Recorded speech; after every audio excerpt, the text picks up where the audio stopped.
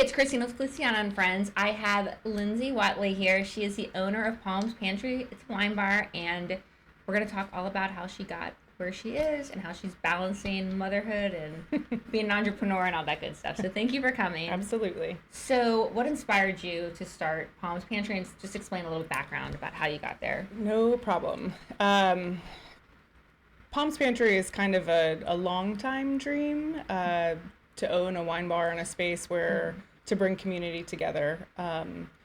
It kind of started because my father was living in the same neighborhood as me. I live in Isle of Palms, which is where the bar sits. Yeah. And he was diagnosed with mild cognitive impairment, which is kind of a precursor to other dementia diagnoses. Yes, exactly. And I was noticing that he was doing his daily trip to Marker or Royal Palm, and that made me a little nervous, even though he was still fine. And there was this empty building on the corner of the street that seemed like it was for sale. Yeah. And every day I drove by it when I was going to work out, and I was like, what the heck would I do with that place? Yeah. And so, 2 years later, probably, I finally went and looked at it with a realtor and decided to go for it. And then we have this place, and then my dad could come safely and be a part of it. And how long have you had it for? We've been open for 3.5 years now. Oh. We were a COVID project. Oh. So we purchased the building in April of 2021, and then kind of went from there. Took a little while to get it open. Lots of permitting things, and you know how things can drag out, but we made it. So you have like a mixture of a community, wine, lifestyle. Why do people really love your bar so much? I think it stems to the community, really. That is the basis of it. The hope is that people feel very welcome when they come in the door. Like a Cheers. Yes, exactly. Yeah. People equate it to Cheers all the time. That's awesome. And it's really what a wonderful compliment, of course. Yeah. But it's like no better, right? No, not at all. Not at all. We grow in our regulars all the time, and the amazing part about that is our regulars are so invested in us that they are our best ambassadors, and people will walk in and a bartender won't get the opportunity to ask too many questions yet, and our regulars are sitting there saying, hey, I'm so-and-so, I'm so-and-so, really cool. Come in, you can do this, you can do that. I'm like, well, you just did my job for me. So. Are you open 7 days a week? We are. Okay, and what are the hours? We are open during the week. We open at 1 p.m. and close at 9. Okay. And then on the weekends we open at 10 a.m. for mimosas and blows and stuff, and then we close at 10. Okay, so, very cool. Yeah. I love that. And then you also have Corkie Apparel. Mm-hmm. And then it's right. Okay, I'm make sure I said it right. And explain that. So Corkie, because we have the wine bar, and because I have been spending the last few years getting a formal wine education, I should say, not just sitting there pounding wine. I used to have a clothing line called the Admiral's Daughters, and I kind of decommissioned that and transferred it into something that made a lot more sense with everything else that I'm doing. So Corkie is, I'm actually wearing one of the hats now, of course. Okay. It says red wine at night, sailor's delight. I love it. So Corkie is kind of born out of the silliness that people take wine very seriously sometimes. Okay. And we want people to enjoy what they're doing. That's cool. I like that. So there's a lot of silly phrases on the hats and stuff, and just a good reminder to... Do you offer THC drinks there too? We do, actually. Okay, that's nice. Yeah. And what about, you also have, so the Corkie, is it online or is it all just in the store? Both. We sell a lot online. We're working with an ad agency that's doing that for us. So we do a considerable business online, and then we have a small retail space within the bar. Okay. That's made for that, So when you walked in, I noticed you had the tattoo, the Death to Dementia. Yes. Yeah. And I know you spoke a little bit with your father. Will you explain that your passion about that a little bit more to me? For sure. So I actually moved to Jacksonville to help my father take care of my mother, who was diagnosed with aphasia, which is one form of dementia. It's in the umbrella. Did she have expressive aphasia? She had primary progressive aphasia. Okay. So she she was really losing her physical ability. She lost her communication skills. She was just making noises to communicate and pointing at things. All of, obviously, physically and emotionally very hard and exhausting. So I moved here to help my dad take care of her full time in their home. And how old was she when this? She passed away when she was 73 in 2019, and I moved here in 2016. We knew it was happening officially so 2014. So it was a long time, but I essentially cut my time short where I was living previously and was like, I got to be there. And I'm so glad that I did, because that ended up, my father is a retired 3-star admiral, and I moved out of the house at 17 to go to college. And while we had a really wonderful relationship, he still often looked at me like a 17-year-old girl. Yeah. And so living with him through all of that and kind of being in the trenches with him, we formed a bond unlike any other, and he really trusted me. And then, of course, after my mom died, I think he really lost his sense of structure and what the kind of purpose for for every day. And while he was still enjoying his life and being really sweet, those symptoms just presented themselves. And so here we are again. How did they diagnose him? Initially he was diagnosed with MCI, mild cognitive impairment, and that was just. But was it? Did they do it like what they did it with like written? The nurse practitioner was just curious. Yes, I don't know. Yeah, that's right. So I was just curious. We did a written test. No scans or anything. Okay, and then we went back about a year and a half later, and that's when he got his official diagnosis. And is he aware of it? Is it hard for him, where he's kind of aware, or is he not? He was a little aware previously. He's pretty advanced. I mean, he's 82 years old. He's sweet as can be. Sometimes I am me. Sometimes I am my mother, I think, to him. Yeah. Sometimes I am a friend. I mean, he'll look at me, he's like, "You're a really good girl. You're friends with my daughter, right?" I'm like, yeah. She's cool. Yeah. She's my best friend. Know her really well. Yeah, exactly. So he's... And he lives with you? No, he lives in an assisted living facility, and then we have one-on-one care for him. Okay. I'm trying to keep him out of memory care as long as possible. Okay. Does he come to the bar? If I bring him to the bar. You bring him? Yeah.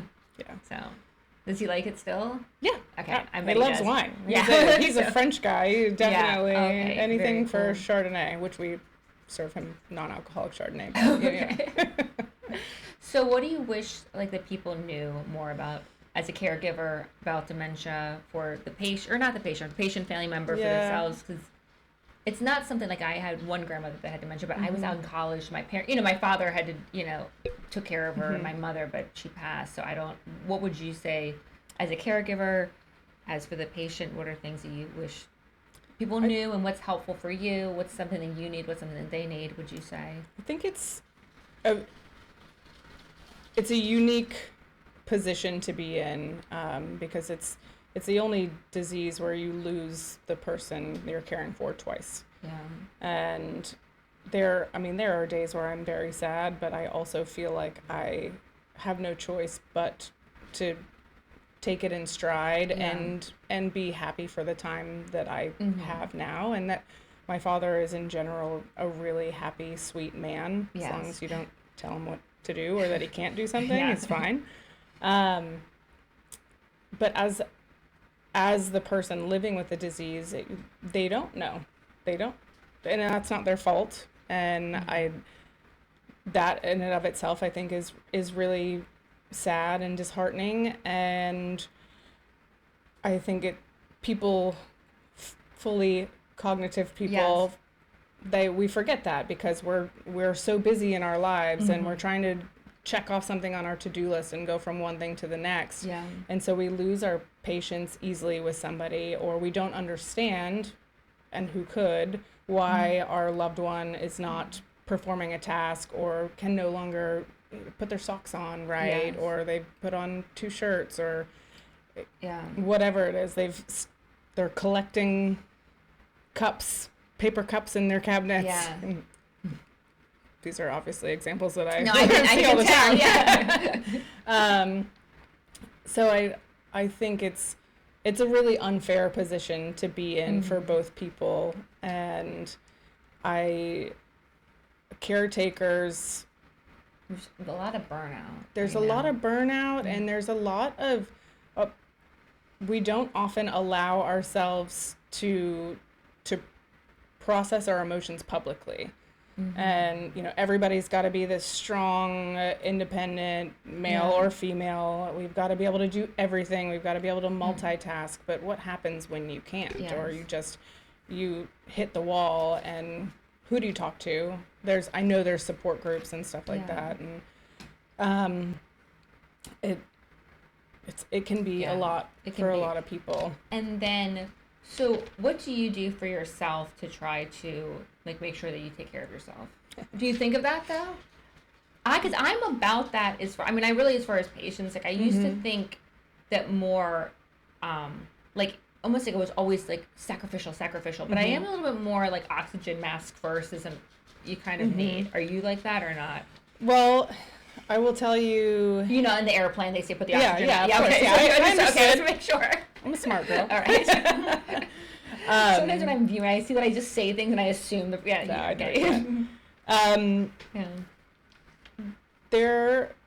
So when my father moved into his assisted living facility, he was fine by himself for a little while, and then I was called to hire these one-on-one caretakers so that to prevent wandering or to always have somebody near him. And for about a year and a half, I was one of those one-on-one caretakers.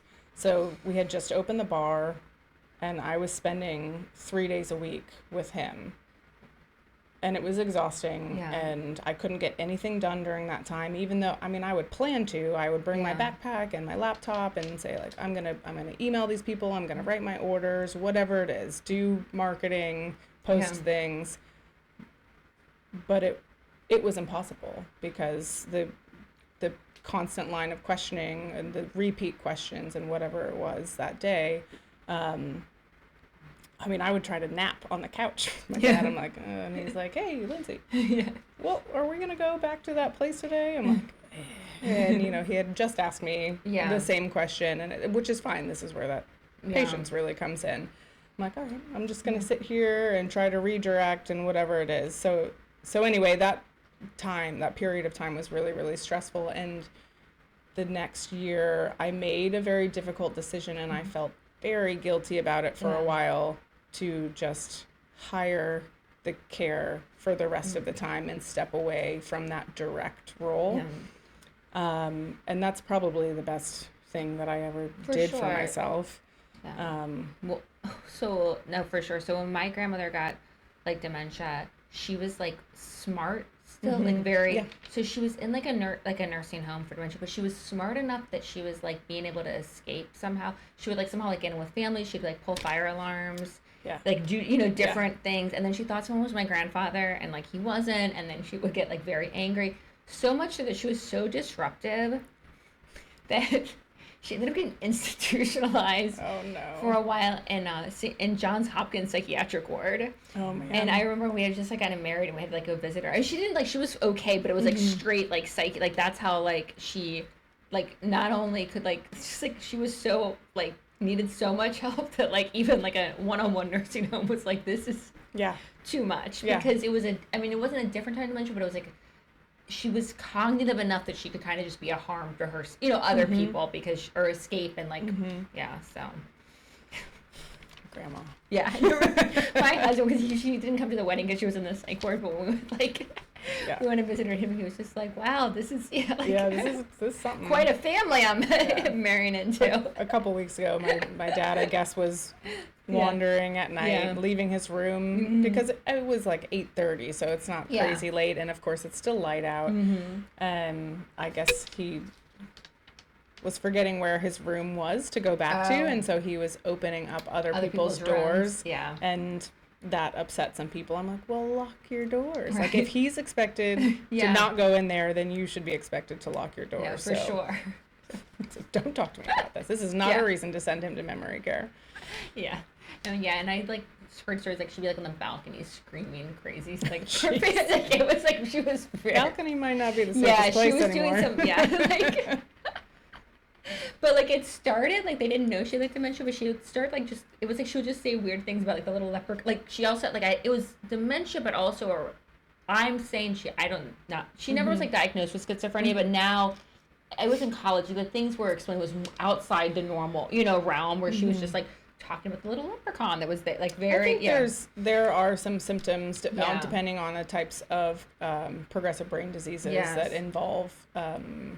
What is the word I'm trying to think? Hallucinations. Okay, yeah. So she so it was just like that. That was the beginning of it, like where she was like saying just things were like, well, the little leprechaun. Just we all had imaginary friends when we were kids. And it was like she was living. Yeah, she was just scary, but like they were like, wait a second, I just. So you're balancing entrepreneurship and also taking care of your children and your dad, and you seem like you're really purpose driven. What is your biggest purpose in life? Oh gosh, for myself, my purpose is to not take it for granted. I really try to keep good perspective every day. It was something my mom taught me a long time ago. Probably when I was a bratty teenager and wanting to do something that I couldn't. She's like, well, there's people in this world that have it far worse than you, young lady. Like, and that's so true.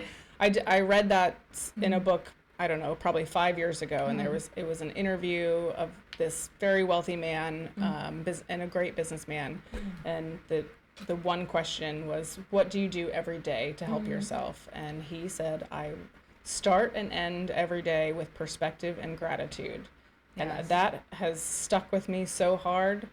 So no matter what I'm doing, if I'm taking care of dad, hi baby, if we have the girls for the weekend, then I'm enjoying every minute of that. I mean, even when I'm annoyed with my husband, I am grateful. Yes, there's so much to be grateful for, and so for me, that's living with purpose. And sometimes when people, because I try to similar, but like when people are like, I don't like, they're not grateful. Like I've heard, it's not my idea, but I've heard this is like, well, imagine things, if you didn't have it tomorrow, what would you be upset that you didn't have?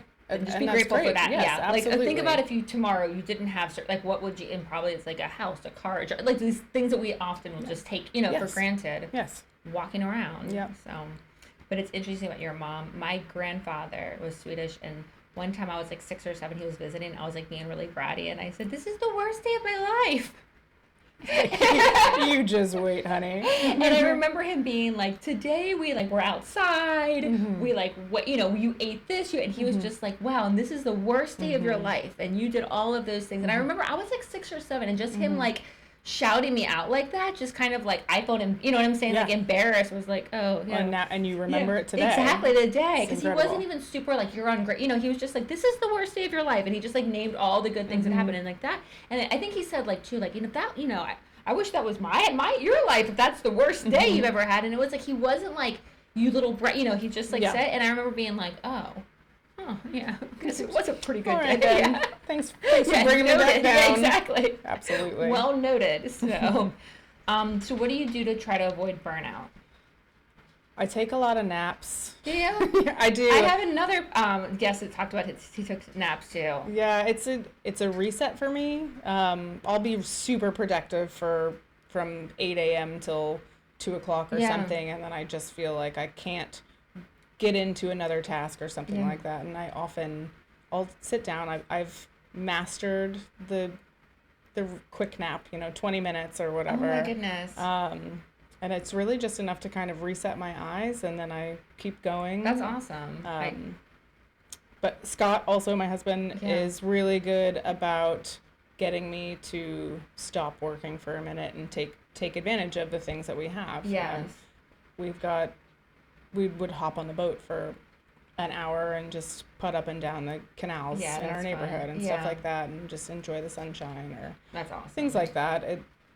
It's I don't think there's a playbook for it. I think it's just how you feel. You have to be very self-aware and evaluate what you're doing and what you need every day.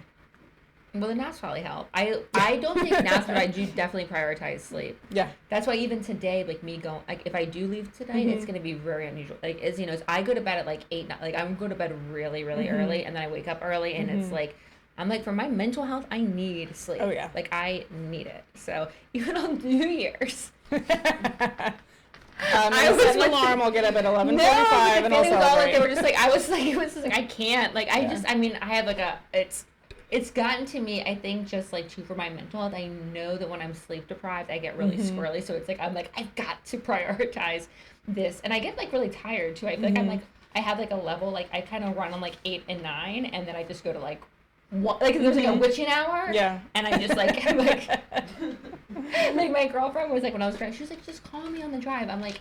But I get really angry and grumpy. Like I'm not, if I hit that like tiredness, I'm not even going to want to talk to you. But no, that's awesome. So how do you advertise? Social media? What do you do for social media? Yeah, pretty much social media. As far as Palms Pantry goes, the wine bar, we're all and the Corkie Apparel. Like how do you market it? So the bar is all social media and word of mouth. I didn't want to start really busy and not be able to handle that makes sense. So instead I wanted slow growth and just to figure things out as we went.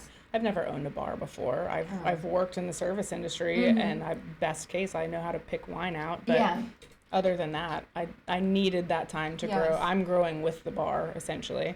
So social media and word of mouth, and then Corkie, I mentioned earlier, we hired an agency to help us, and so they're running all of our ads on Meta. What agency are you using? They're based out of Baltimore. It's called the Alistair Group. Are you happy with them? I love them. Okay, they're cool. super nice guys. They listen to me. Okay. I'm pretty particular about. Yeah. And have they helped you? Yes. Okay, very much so. Yeah, we're selling a lot of hats, which is great. That's awesome. It's good to know. Yeah. So. Do they do all sorts of, I'm asking for myself too. That's what Sure. Do they do only do apparel, or do they do different things? That is a question for them. Okay. I doubt it, but I heard about them because my sister-in-law owns a lingerie business, and they were using them.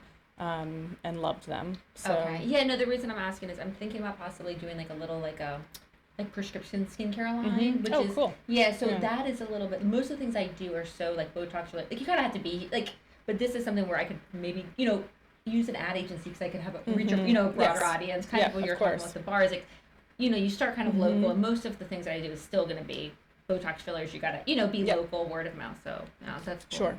Yeah, give me the information. Yeah, absolutely, later. No problem. All right. So, what is the most for all three? What's the most rewarding thing that's ever happened with Palms Pantry?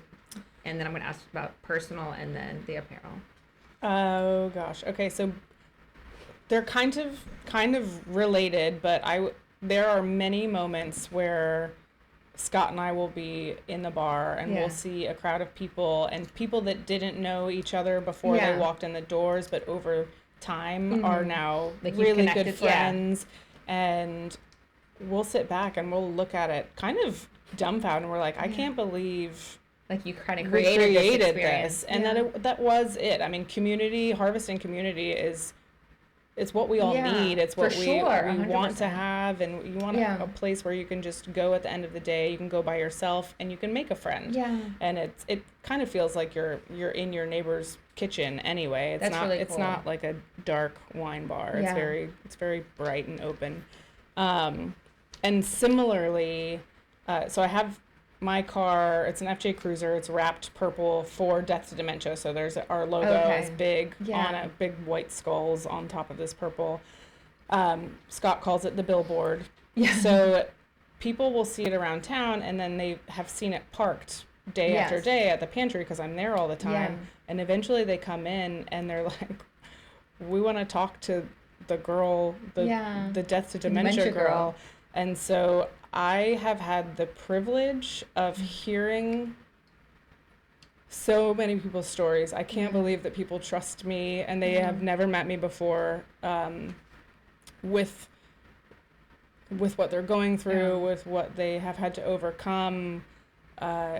it's unbelievable. It's really touching, and it's heavy, but I appreciate it, and of course I know in that moment that they need somebody to talk to. So it's like its own weird little support group without even. I think when you suffer through things, and you can be a light to others through that darkness. Yeah.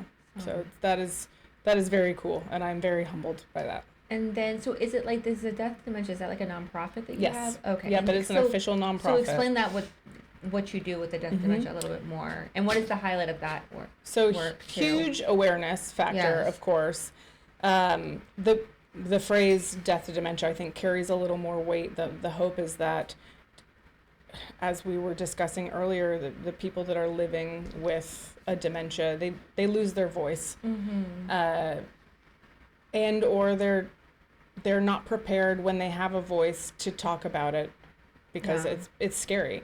And then caregivers aren't sure. It's getting more attention, but it's still the pink elephant in the room in a lot of places. It kind of is, even like, I'm thinking even like when I worked in the hospitals and stuff, it's not really talked about too. Like, it's not really talked. Thank you. It's not discussed that much. Correct, and I that's why even like I'm asking questions about how was it diagnosed. And I see a lot of through.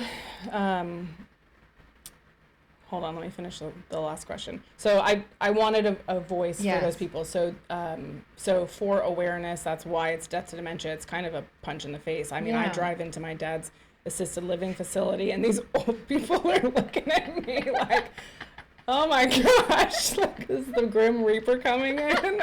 I'm just smiling. Like, I'm your advocate. Exactly. Death to dementia. Exactly.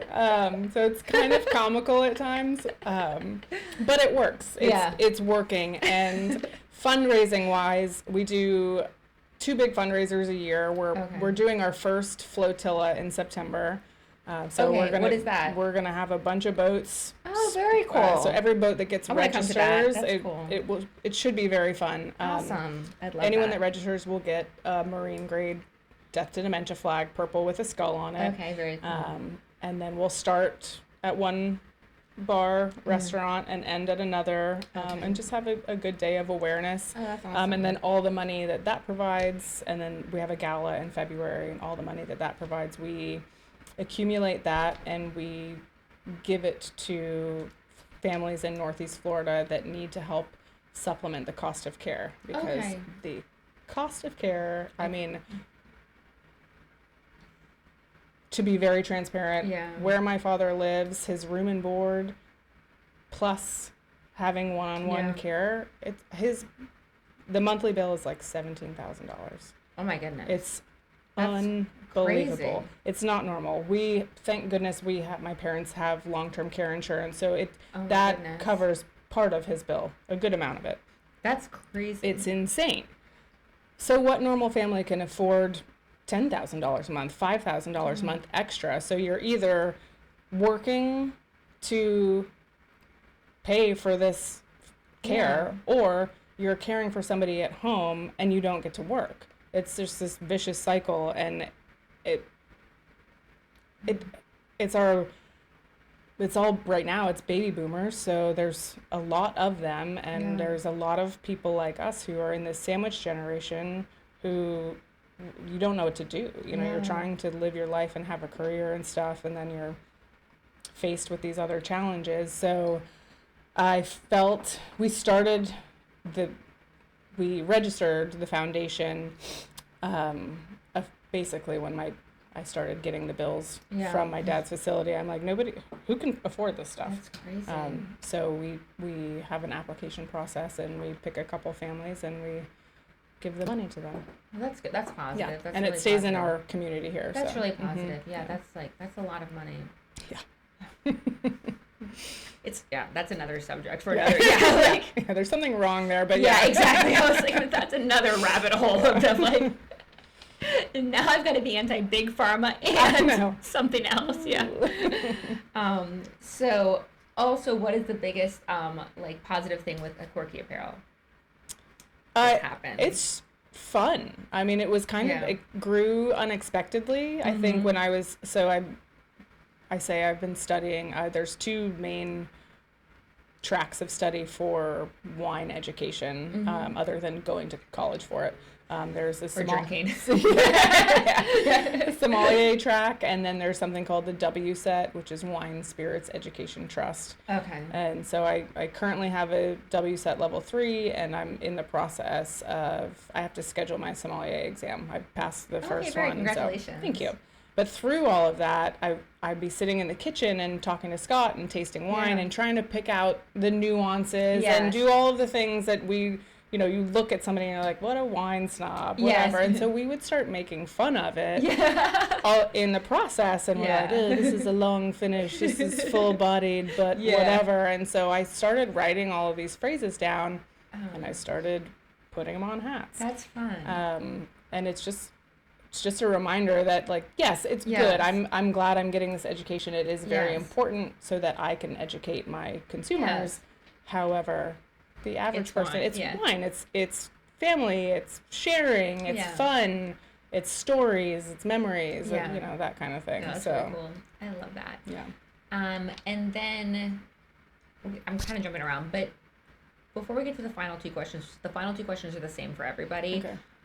For someone that has a loved one with dementia, what is like a word of advice that you would give them? For the caregivers? I would say, if they're struggling, like, what would you? There's no playbook, and that you should not feel bad or guilty about not being able to be at your best for that person 100% of the time, because you need, like you were talking about earlier, you need your recovery time and to take care of yourself as well, so that you can care for them. I just think it's a really tough thing to navigate, and not everybody goes through the same thing. Everybody's progressive brain disease, even if it's the same diagnosis, it's still going to be different. I mean, my mother and father have the same disease. My mother could not talk, was physically unable. She couldn't walk. I mean, we were taking her to the bathroom, all this stuff. My dad, at least he can still get around, and he wears pull-ups. So, all right, like, I take him to the doctor and I have to help him get undressed and dressed again. But who would have known that they could be so very different? And my dad he still speaks. He doesn't speak well, but he's still, I can tell what his emotions are when he's trying to say something, so I can get the gist of what he's saying. Whereas my mom would just be like, when she was thirsty. Yes. So, but I think there's no playbook, and you cannot compare yourself to anybody else, which is a good life lesson in general, but particularly in this. Yeah. So the last two questions, and they're the same for everyone. Okay.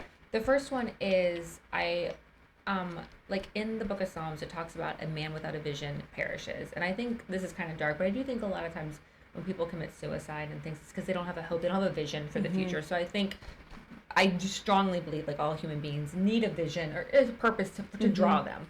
So I always ask, what's your 5-year goal? And it doesn't have to be a career, but just say, where would you like to see yourself? What's your vision for your life in 5 years?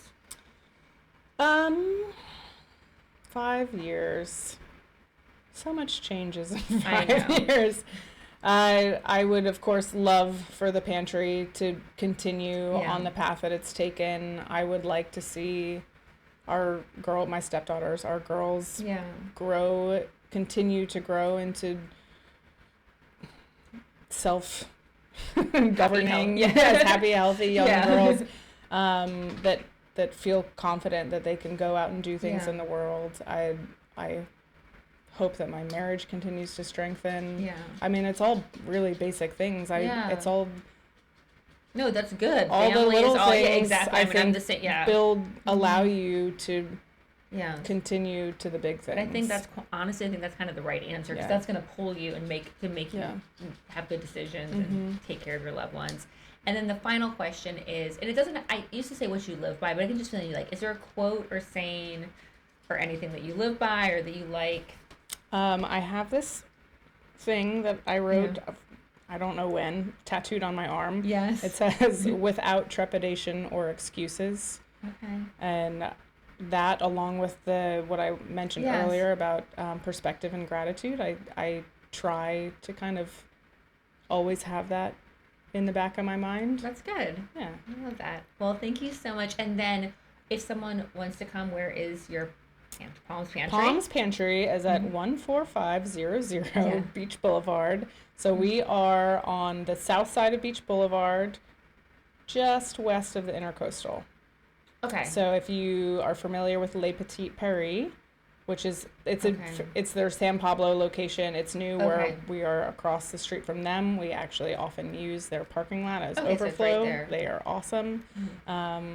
So basically just east of San Pablo and Beach Boulevard intersection. All right, perfect. And then if people, for the Corkie Apparel, do you have a website for that? Yes, it is corkieapparel.com. That's nice that you were able to get that. Because often, you have a name and it's already I think taken. I bought a bunch of well, that's versions good. of it. That's perfect. That's good. Yeah. So, all right. And then Death to Dementia is death2dementia.com. Okay, perfect. Yeah. So that's great. Yeah. Awesome. All right. Well, thank you so much for joining us. All right. Thank you. Thanks for watching.